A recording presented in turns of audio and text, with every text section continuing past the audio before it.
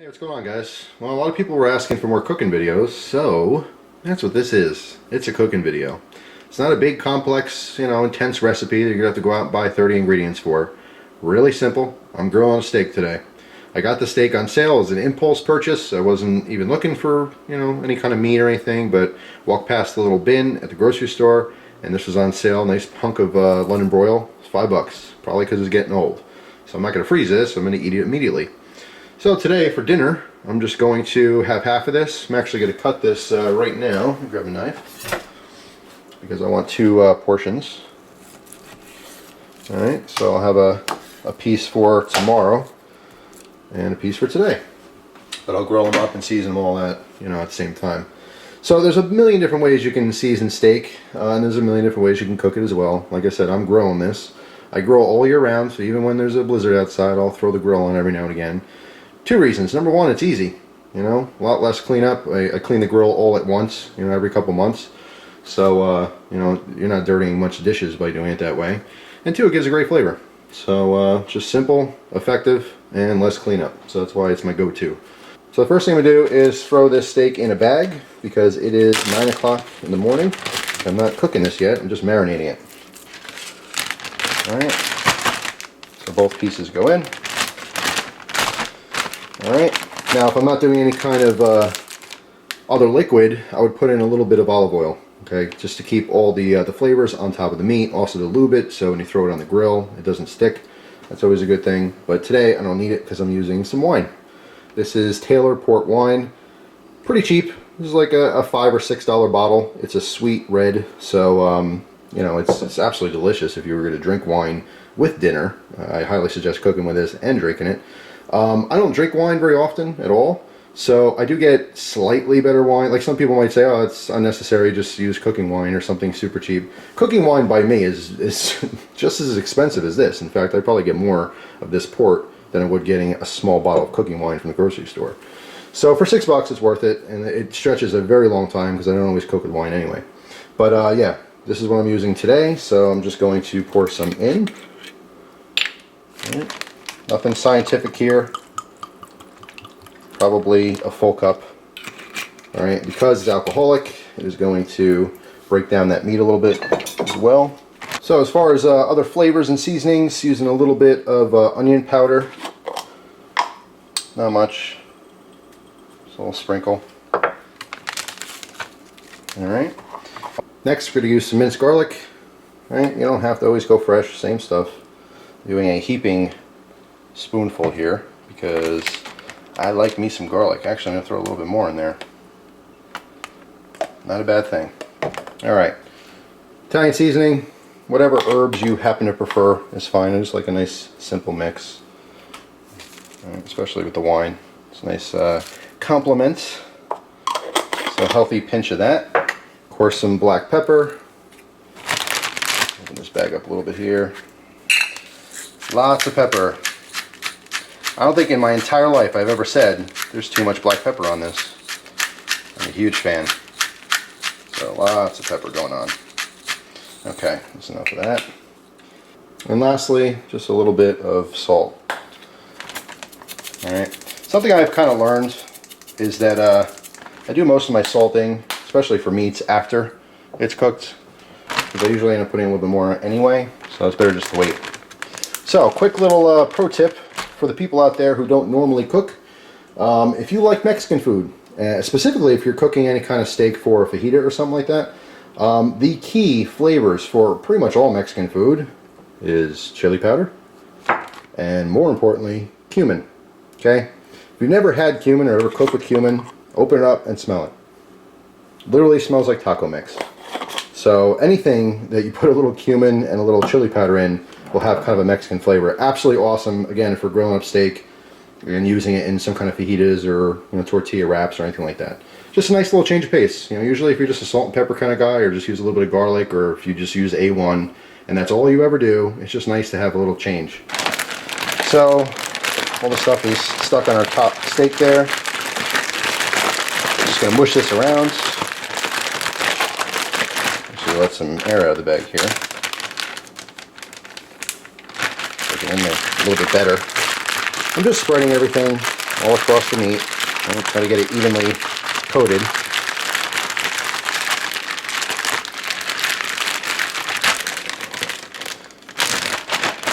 I'm going to add just a touch more wine.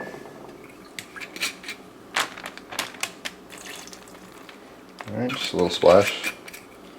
Just make sure everything stays nice and moist. Alright, then I'm going to pull all the air out of the bag. And close this. Make sure you got a nice seal. So mush this around. And that is going to sit in the refrigerator until I'm ready to cook it. So a few hours, doesn't really matter. I mean, if you do like 40 minutes to an hour, that's enough to infuse some of the flavors, but obviously the longer the better. If you could do it overnight, even better. It'll break down those meat fibers even more, but it doesn't really make that much difference to me. Alright guys, it's almost 5 o'clock now, so I'm getting ready to make dinner.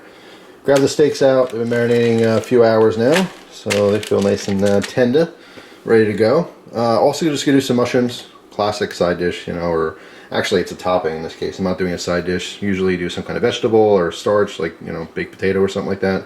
But today it's just some meat and mushrooms, right? Make it simple.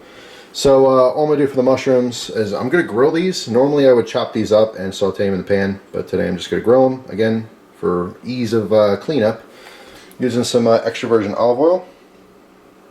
So we get a drizzle on here.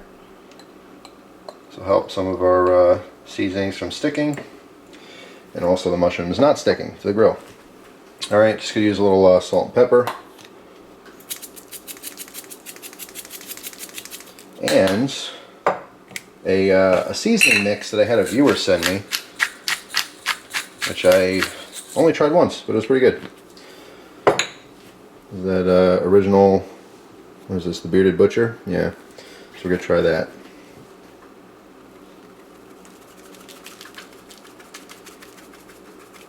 A heavy coating on there to make sure we could taste it. Certainly tell you how that comes out later. And just kind of tossing around this bowl, which is clearly too small for tossing, but that should be fine. There we go. So we got some seasoned mushrooms, some marinated steak. It's gonna go on the grill. Let me go warm it up right now, and I'll get back to you. All right, so the grill's all warmed up. I'll put the mushrooms on first. All right, so because I'm leaving these whole, it's gonna be easier to move these around. To worry about them falling through the slots. Alright, but I'm going to keep these up front because I want my steak towards the back there. I happen to know this has kind of a hot spot on this end. Let's let those start to cook and soften up. Alright, there's our bag of steaks.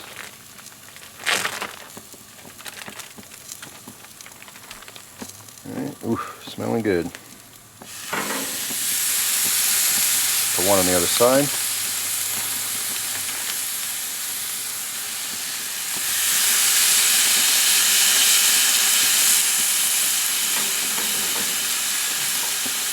Smells really good. Alright, so that's it for now. As you could probably see, I angled the steaks a little bit because I always like nice grill marks on there. I mean, what do they say? We eat with our eyes, right? So if it looks good, it's going to taste a little extra good. So I kind of have them on a diagonal here, and then I'm going to give this, for this size London broil, I'll probably cook it for about 3-4 minutes, and then I will rotate them just a little bit so that we get that nice cross hatching on our grill marks. And then I'll cook it on that side for about the same, maybe 4 or 5 minutes, and then I'll finish cooking it on the other side to my preference, which is medium rare. Gotta love technology, right? So 4 minutes, we're going to rotate them. Alright, it's time. So, shut our timer off.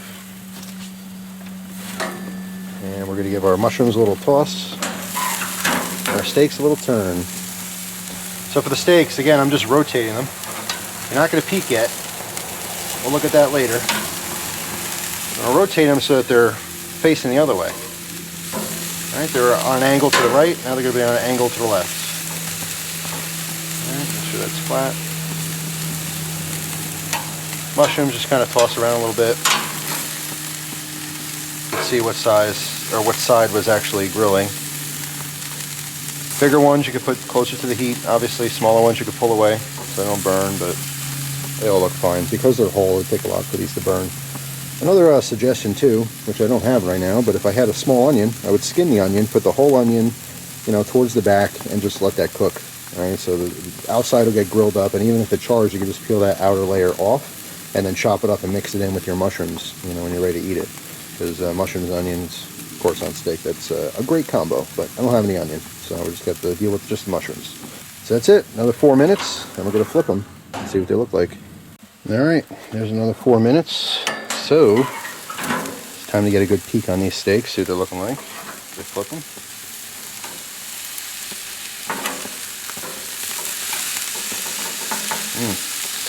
Looking good.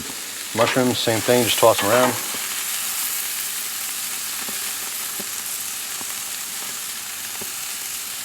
Really smell that wine. Alright, mushrooms are still, you kind of want to watch. If you have real small ones, they still might fall through as they cook and get smaller, but this should be totally fine. About 4 more minutes on the other side. It should be exactly how I like them. They're still a little red on the inside. After a while cooking steak and stuff, you can kind of get a feel for it. It's not a perfect science. Obviously, the heat can change a little bit.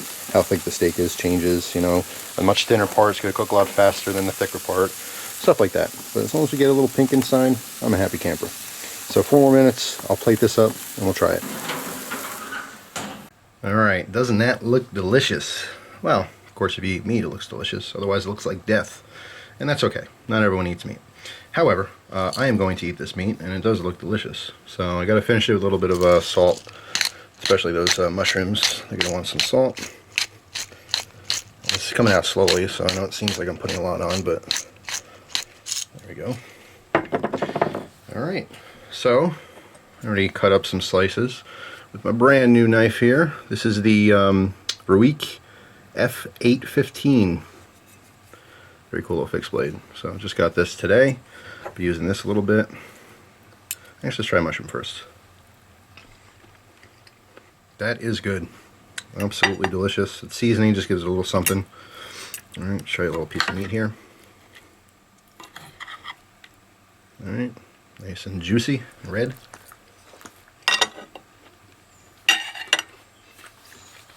Wow, that came out great.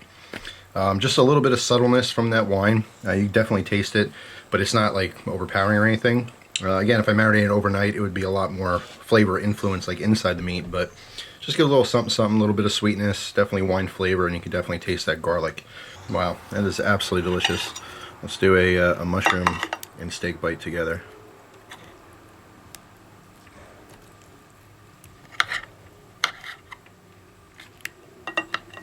All right.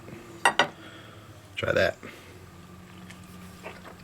Oh yeah, absolutely delicious. Really easy, as you can see. Like I said, it's not an exact science. You don't have to do, 4 minutes and 4 minutes like I did. Sometimes I cook a little bit too much. Sometimes I undercook it. You can always throw it back on the grill if it's a little undercooked. So my biggest suggestion, if you don't normally, grill up meats, is to go a little bit less on the times, cut it open. If it's still a little bit too red for your liking, throw it back on. But if you overcook a piece of meat, there's nothing you can do about it at that point. Now you got a piece of shoe leather. But some people like it that way. You can save overcooked meat with a really good sauce, or just some melted butter. Anyway, something real straightforward and simple. These days I'm not making a lot of sauces or doing really complex cooking. I'm not having any pasta or bread or anything. So as far as cooking videos, more on the healthy side, but I don't get too extravagant. I'm pretty simple these days. A lot of meats and veggies. But yeah, that's pretty much it. It would go great with this, which I actually have, but I forgot about it, is some zucchini. I have a neighbor's gigantic zucchini. The thing weighs like 20 pounds, and I could have cut a nice piece off of that and grilled it up. That would have made a good vegetable side dish, but maybe I'll have that tomorrow. So thanks for watching, guys. Let me know down in the comments how you enjoy your steak. Hope you have a great day. Take care.